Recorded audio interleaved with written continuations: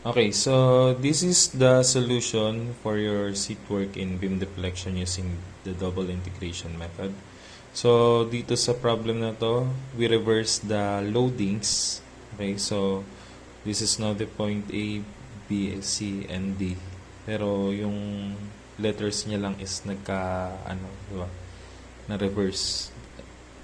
So dito sa problem na to, nung nirotate natin, so pagka nag-cut tayo sa last segment, so hindi na natin kailangan mag-extend kasi continuous na yung loading natin. And take note, based doon sa notes natin, na pagka may nag-cut tayo, so parang ginawa ko dito, pagka nag-cut tayo sa beam, yung left portion, may magre-resist dyan na moment pa counterclockwise. Okay? So, parang ganun din dito, may nag-resist na moment pa counterclockwise. Although meron rin siyang shear, pero ang main concern natin is the moment. Kasi yun naman yung gagamitin natin for the beam deflection equation. Okay? So, mula dito sa cutting plane hanggang dun sa pinaka-left is x. So, if this is x and this is 2, yung distance na matitira dito ay x minus 2. Then, itong distance naman from point D hanggang dito. So, ito ay 2 plus 2.5. So, that is 4.5. So, if this is x and this is 4.5, this will be x minus 4.5. Okay, then summation of moment na lang tayo is equal to 0. So, we have the negative moment. Okay. A moment. Okay. So, dito, ang positive moment dito, assumption positive moment ko dito is counterclockwise. So, pwede rin naman na clockwise yan. Pero dito, ang ginawa ko is positive.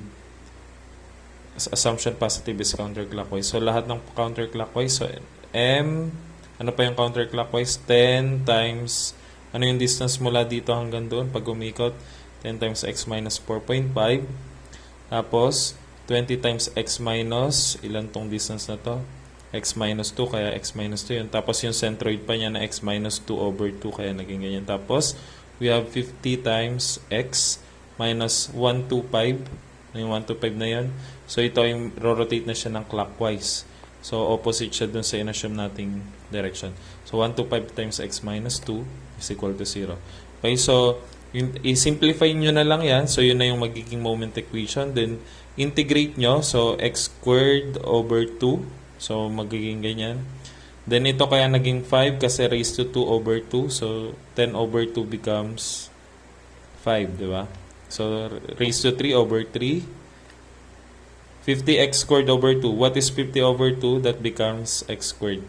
25x squared, rather.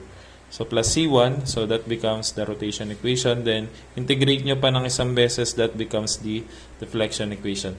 Okay, so sa pagsasolve natin ng boundary condition, tatandaan nyo lagi na ang unang-unang isasolve natin ay yung C1 at C2. Okay, kasi hindi natin i-input yung value ng mga rotation dyan kung hindi natin isasolve yung C1 at C2. So, dito, to solve first for C1 and C2. So, alamin natin kung nasan yung deflection ay equal to 0. So, yun naman yung way lang para malaman natin yung value ng C1 and C2.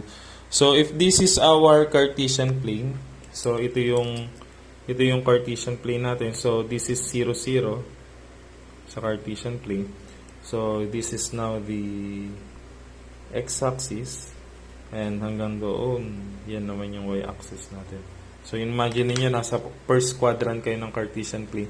So, kung Cartesian plane yan, mula dito hanggang makalakad siya hanggang sa point B, what is that distance x? So, that is 2 meters. So, the first boundary condition is x is equal to 2. The deflection should be 0. Okay? So, pagka itong deflection, dahil deflection yan, so you have to substitute that to deflection equation. Okay? Kasi pinag-usapan natin is deflection. So, yan, i-simplify nyo lang. May makukuha tayong equation na 2c1 plus c2 is equal to 66.6667. So, that becomes the equation 1. Then, similarly, to solve for the other boundary condition, so, dapat nasan ba yung deflection ay equals to 0 dyan? So, syempre, kung nasan yung support dito sa point A. So, anong distance yan? 2 plus 2.5 plus 2.5, that becomes 7. So, when x is 7, that deflection is equal to 0. Okay? So, you substitute that deflection doon. So, sabi natin deflection is equal to 0. So, magiging 0 na yan.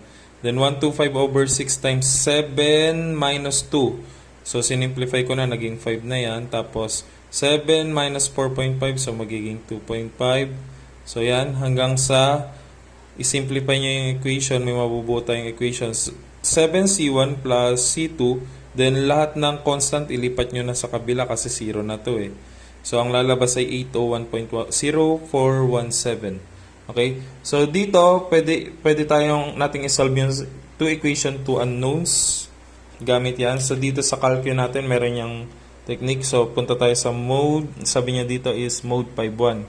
So, ito yung mode natin. Then, you go to 5. Then, go to 1. Ibig sabihin ng 1 ay 2 equation, 2 unknowns yan. So, you just simply input 2, 1, 66.6667. Okay. Then, 7, 1, 801.0417. Okay. So, computing nyo lang yan. So, yung unang lalabas, syempre, that is the value of the first unknown. So, that is C1. So, we can say that C1 is equal to this value, 146.875, then negative 227.0833. Okay? So, basta alam na natin yung C1 and C2, we can solve now for any rotation and deflection of that beam. So, for example, we want to solve for the rotation at C. So, when x is 0, nasan ba yung location ni C? Ayun. At x is equal to 0. So, at x is equal to 0, yung theta natin or yung rotation natin, i-substitute lang natin. That rotation is just the same as the rotation at C. Okay? Kasi siya yung tinutukoy dun sa at x is equal to 0 eh. So, rotation. So, balik ka lang dito sa equation na to.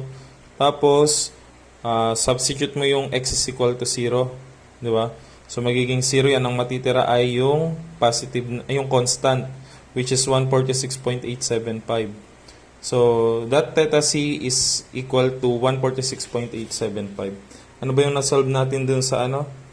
Sa pag hindi natin siya ni-rotate, that is negative 146.88.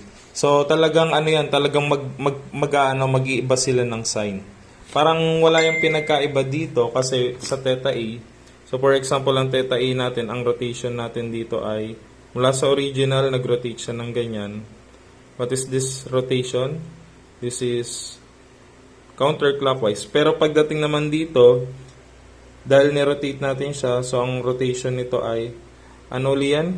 Counterclockwise. Pero mapapansin nyo dito, ang rotation naman niya ay clockwise. Okay, so pagka ni-reverse natin, ang mapapansin nyo is magre-reverse din yung rotation niya.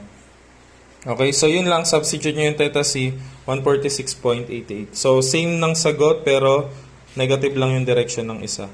Okay, rotation at D. So, nasan ba yung point D? Ayun. So, mula dito, 2 plus 2.5, ilan yun? 4.5. So, when x is 4.5, substitute mo doon sa equation ng rotation natin. That rotation is just equal to rotation at D. Okay? Then, substitute nyo lang, mapapalabas ay negative 20.83. So, tingnan natin kung yung sagot natin pag hindi na-rotate, 20.83 rin. So, nakachamba, di ba?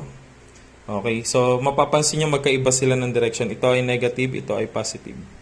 Okay, so yung katulad ng sinabi ko sa inyo. Pero sa deflection, hindi mababago. Kung ano yung sign natin nung hindi natin siya ni-reverse, ganun pa rin. Deflection at D, so nasa ng D? O, at x is equal to 4.5 pa rin. So substitute nyo yung x is equal to 4.5. Deflection is equal to deflection at D. So, you go back to the deflection equation. Ito naman ang pagkukunan natin, then you substitute that value 4.5. So, lalabas is negative 32.55. Then, downward. So, ibig sabihin, nag-deflect siya pababa.